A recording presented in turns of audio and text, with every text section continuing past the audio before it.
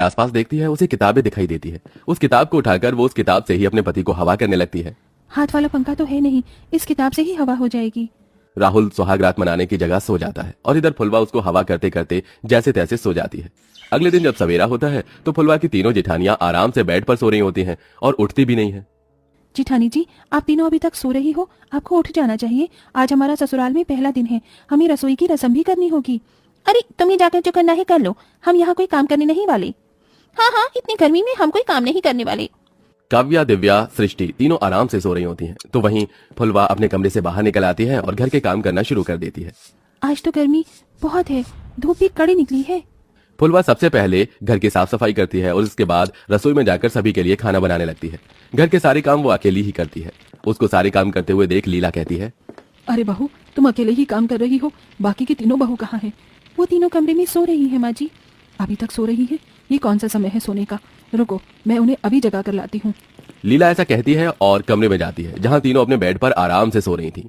अरे ये क्या बहू, अभी तक सो रही हो? चलो उठ जाओ, घर में और भी काम है, तुम्हें देखने चाहिए।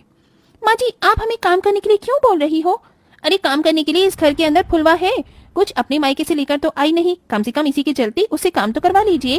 माँ जी गर्मी बहुत है, आप बाहर जाओगी तो दरवाजा बंद करते हुए जाना। लीला ये सुनने के बाद कुछ कह नहीं पाती और चुपचाप कमरे से बाहर आ जाती है। यहाँ फुलवा ने सभी के लिए खाना बनाकर रखा होता है। माँ जी चलिए नाश्ता कर लीजिए। अरे वाह, खाना तो बहुत स्वादिष्ट लग रहा है। अच्छा नाश्ता भी बन गया और घर के काम भी हो गए। फुलवा, तुमने अकेले गर्मी में इतने काम कैसे कर लिए? माँ जी मुझे घर के काम करने की आदत है, बस इसीलिए। ऐसे ही अब घर के सारे काम फुलवा करती है और तीनों अमीर बहू अपने कमरे में बेड पर आराम करती है। देखते देखते कुछ वक्त बीतने लगता है और अब गर्मी और भी ज्यादा बढ़ने लगती है। पूरी पूरी रात फुलवा को नींद भी नहीं आती। गर्मी इतनी हो रही है कि नींद आती ही नहीं। आजकल काम ठीक नहीं चल रहा। अब मेरे पास पैसे इकट्ठे हो जाएंगे तो मैं कोशिश करूंगा कि हमारा एक अलग कमरा हो जिसमें हम आराम से अपनी सुहागरात मना सकें। कोई बात नहीं, चलो आराम से सो जाओ, मैं आपको हवा कर देती हूँ, कल आपको नौकरी पर भी जाना होगा। फुलवा की तीनों जेठानियां आराम से अपने बेड पर सो रही होती हैं और वो आधी रात तक अपने पति को हवा करती रहती है। उसे अपने ससुराल में आकर बहुत सी परेशानियों का सामना करना पड़ता है। यहाँ तक कि घर में जो दहेज या फ्रिज था उसमें ठंडा पानी भी नहीं मिलता। माँ जी मैंने इसमें ठंडा पानी लगाया था, अब इसके अंदर ठंडा पानी नहीं है, कहाँ चला गया सारा पानी?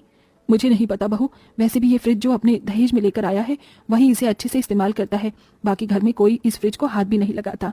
ये फ्रिज मैं अपने दहेज में लेकर आई थी और तुमने इसमें पानी लगाया था तो मैंने पी लिया, अपने लिए और पानी लगा लो।